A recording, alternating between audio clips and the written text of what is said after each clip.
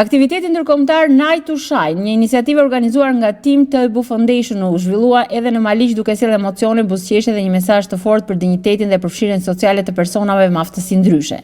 Në këtë event morën pjesë mbi 150 persona me aftësi të kufizuara, përfshir personat me sindromën Down dhe autizëm, ndërsa numri i përgjithshëm i të ftuarve me prindër arriti në mbi 300, të mbështetur dhe nga 150 vullnetar.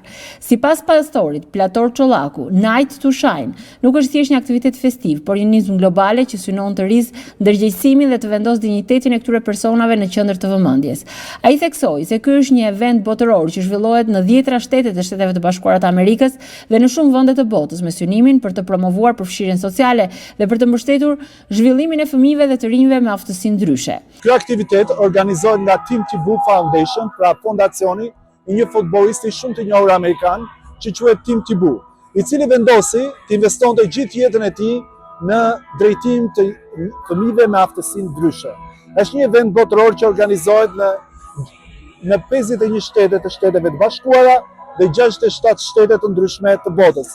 Në Shqipëri ky event po ndodh tani në 2 vende, në Tiranë edhe në Maliq. Pse Maliq? Sepse ne jemi këtu edhe duam që të kemi të mirën e qytetit tonë. Dhe jo vetëm kaq, po duam që këta fëmijë të ecin dhe të përparojnë, të vendosin dinjitetin e fëmijës atje ku i takon. Njeriu lind me dinjitet. Dinjiteti nuk krijohet. Ne kemi parë sot që të gjithë fëmijët janë shumë të gëzuar dhe të lumtur që po ndihen të veçantë. Dhe mendoj që familja e tyre është mbështetja e parë dhe kryesore për rritjen, edukimin, për çdo gjë që këta fëmijë kanë nevojë, por më e rëndësishme për ta do të jetë që të kenë një mbështetje edhe nga organizata të tjera, nga shteti, nga të gjithë ata që mbështesin personat me aftësi të veçanta dhe ndryshe.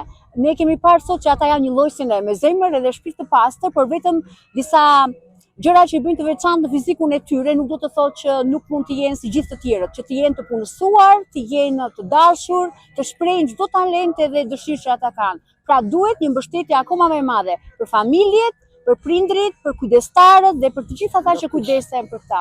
Mesazhi kryesor i Night to Shine shkon për te atmosferës festive të një mbrëmje. Organizatorët dhe pjesëmarrësit theksuan se përfshirja dhe respekti për personat me aftësi ndryshe mund të jetë një përkushtim i përditshëm që reflektohet në politika sociale, në mbështetjen institucionale dhe në mënyrën se si shoqëria i trajton ata.